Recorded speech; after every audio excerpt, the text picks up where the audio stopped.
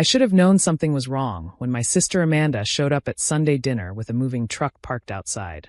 She'd been between jobs for the past 3 years, bouncing between our parents' guest room and various friends' couches, always with a new excuse about why her latest venture had failed. I'm Emily Parker, 35, and unlike my sister, I've spent the last decade building a successful real estate investment company. Not that my family knows about my success. They still think I do something with computers from home. It was easier that way, letting them believe I was just getting by while I quietly built my empire. Emily, dear, my mother began as we settled around the dining room table. We need to discuss something important. I noticed my father wouldn't meet my eyes, focusing intently on his roast beef. Never a good sign. Your sister has had such a difficult time lately, Mom continued, reaching over to pat Amanda's hand.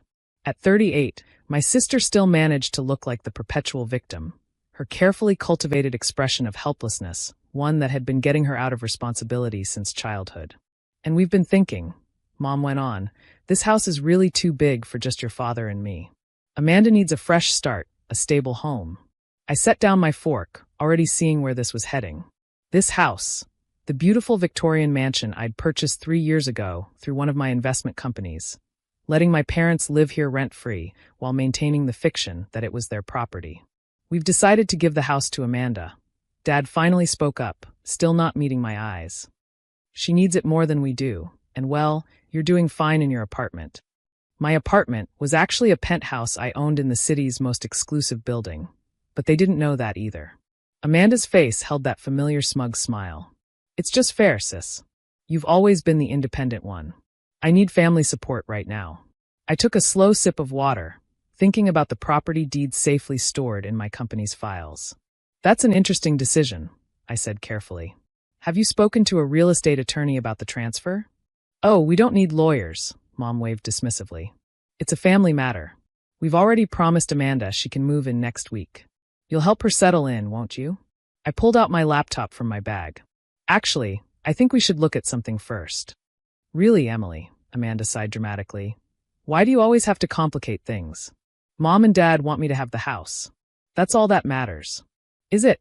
I turned my laptop around, displaying the property records for 1242 Maple Avenue, our current location.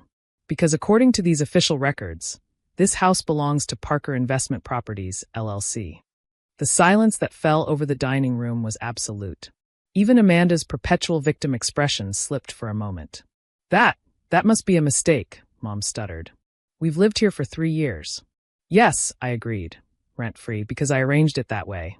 I bought this house through my company when your retirement savings couldn't cover the maintenance on your old place. I just never told you it was my company. Dad's face had gone pale. Your company? I pulled up another screen, the official website of Parker Investment Properties, featuring my photo as CEO and founder. I don't do something with computers, Dad. I own a real estate investment firm with properties across 3 states. This house is one of them. Amanda stood up so quickly her chair toppled backward. You're lying. This is just another example of you trying to control everything. Actually, I continued calmly, I have the original deed right here.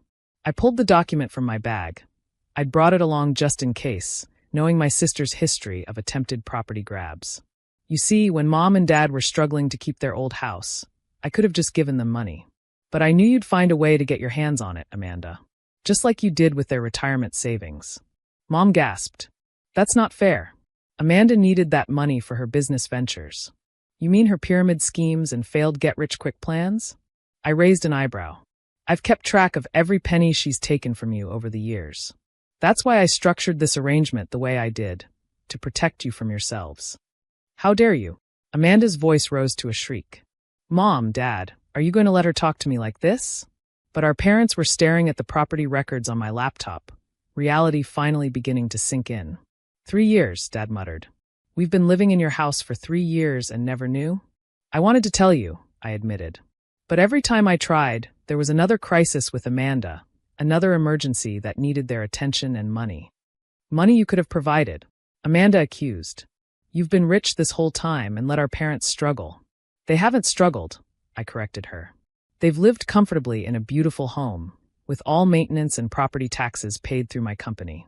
What they haven't been able to do is give you more money to waste. Mom's hands were shaking as she picked up her wine glass. But we promised Amanda. You promised her something that wasn't yours to give, I said gently. Just like you promised her my college fund when I was 18. Just like you promised her dad's car when she wrecked hers. Just like you promised her. Enough! Dad's fist hit the table, making the dishes rattle. Emily, I don't know whether to be angry that you deceived us or grateful that you. That I what, Dad? Protected you? Protected your retirement? Protected this house from becoming another casualty of Amanda's fresh starts. Amanda was crying now, her usual tactic when confronted with facts she couldn't manipulate. I need this house. I have nowhere else to go. Actually, I pulled out another document. I have a proposal for you. Everyone stared as I laid out a contract on the dining room table. This is a job offer. Parker Investment Properties needs a property manager for our new development in Phoenix. The position comes with a company apartment and a decent salary. Real work, Amanda. Not another scheme. Phoenix, she sputtered. But my life is here. Your life here consists of bouncing between our parents' guest room and your friends' couches, I pointed out. This is a chance for a genuine fresh start. Real responsibility, real independence. You planned this, she accused. You're trying to send me away. I'm trying to give you what you've always claimed to want. A chance to stand on your own feet. But if you're not interested. I began to fold up the contract. Wait, Dad's hand shot out to stop me. Amanda, you need to consider this. Consider what? Her trying to control my life just like she secretly controlled this house. Consider, Dad's voice was firm, that your sister is offering you an actual opportunity instead of just writing you a check like we've always done. Mom was still staring at my laptop screen, scrolling through the Parker Investment Properties website. Emily, all these properties, how long have you? 10 years, I said quietly. I started the company with my savings from that tech job you all thought was a waste of time. Built it slowly, carefully. Learned everything I could about real estate investment. While I was encouraging Amanda's business ideas, Dad said heavily, giving her money for every new scheme. You were trying to help her, I assured him. You both were. But sometimes helping means pushing someone to help themselves. Amanda had gone quiet, looking at the job contract with an expression I'd never seen before. Something close to serious consideration. What would the job involve? For the next hour, I outlined the position, its responsibilities, benefits, and expectations. To my surprise, Amanda asked intelligent questions, showing genuine interest for perhaps the first time in her adult life. The apartment isn't as big as this house, I concluded. But it's a start. A real start, not another temporary solution. Our parents watched this exchange with a mixture of shock and something that looked like dawning hope. They'd spent so many years enabling Amanda's dependence that the possibility of her actual independence seemed almost foreign. Why didn't you tell us? Mom asked finally. About your success, about the house? Because you needed to see Amanda clearly, I explained. If you'd known I was financially secure, you'd have felt free to give her even more, protect her even more. Sometimes people need to face reality without a safety net. And now? Dad asked. What happens now? Now, I said, we all have choices to make. Amanda can take the job in Phoenix, start building a real career. You and Mom can continue living here, with the knowledge that it's my house but also your home. And I can finally stop pretending to be less successful than I am to protect you all from yourselves. Amanda picked up the contract, her hands trembling slightly. If I take this job, I can't fail. Everyone will know. Yes, I agreed. That's the point. Real responsibility means real consequences. But it also means real rewards. I don't know if I can. You can, I interrupted. You're smart, Amanda. You've just never had to use it because everyone always solved your problems for you. Mom started to protest, but Dad laid a hand on her arm. She's right, dear. We haven't helped Amanda by protecting her. Maybe it's time we all face some truths. The next few hours were intense, filled with tears, accusations, and finally, surprisingly, practical discussions. Amanda asked more questions about the job. Mom and Dad talked about their role in enabling her dependence. I shared stories about building my company, the struggles and successes they'd never known about. By the time dessert was served, Amanda had signed the contract. I'll probably be terrible at it, she warned. Probably, I agreed. At first. But you'll learn. That's what growing up is about. 2 months later, I stood with our parents at the airport, watching Amanda board her flight to Phoenix. She'd spent the intervening time actually preparing for the job, reading property management books, taking online courses, showing an initiative I'd never seen before. Will she be okay? Mom worried, clutching Dad's arm. She'll be better than okay, I assured them. Because for the first time, she has to be. Dad turned to me, his expression serious. We owe you an apology, Emily. All these years. No apologies needed. I cut him off. You did what you thought was right. Now we all know better. Back at the house, their home, my property, Mom was finally ready to talk about the elephant in the room. So, about us living here. Nothing changes, I assured her. Except now you know who really owns it. And maybe now you'll let me hire a proper maintenance service instead of Dad trying to fix everything himself. Dad laughed, but there were tears in his eyes. All this time you were taking care of us, and we didn't even know it. That's what family does, I said. Takes care of each other. Sometimes obviously, sometimes secretly. But always with love. The first report from Amanda's supervisor came a week later. She wasn't perfect, far from it, but she was trying. Really trying, maybe for the first time in her life. She showed up early every day this week, the supervisor told me. Asked questions, took notes. She's rough around the edges, but there's potential there. I shared this news with our parents over Sunday dinner. Now a more honest, open affair without the underlying tensions of the past. Do you think, Mom asked hesitantly, she'll ever come back? I think, I replied carefully, that she needs to learn who she is away from here first. Away from old patterns and expectations. Like you did. Dad's question was pointed but gentle.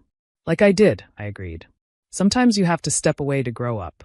The following months brought gradual changes. Amanda's calls home became less about crises and more about accomplishments, small ones but real. Mom stopped trying to solve everyone's problems with money she didn't have. Dad started asking my advice about investments, honestly interested in learning. And me? I finally got to be fully myself with my family. No more hiding my success, no more watching silently as they enabled destructive patterns. It wasn't always easy, change never is, but it was real. 1 year later, we all gathered for Christmas in Phoenix. Amanda had earned a promotion, was dating someone stable, and had even started a small savings account.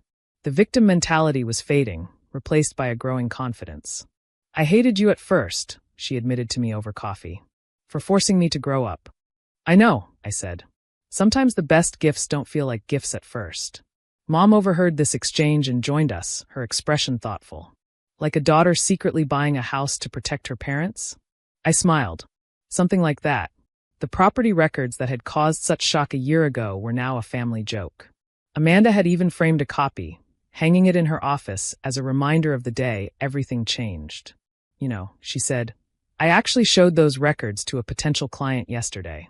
Told them how my sister taught me about property management by managing our family's reality check.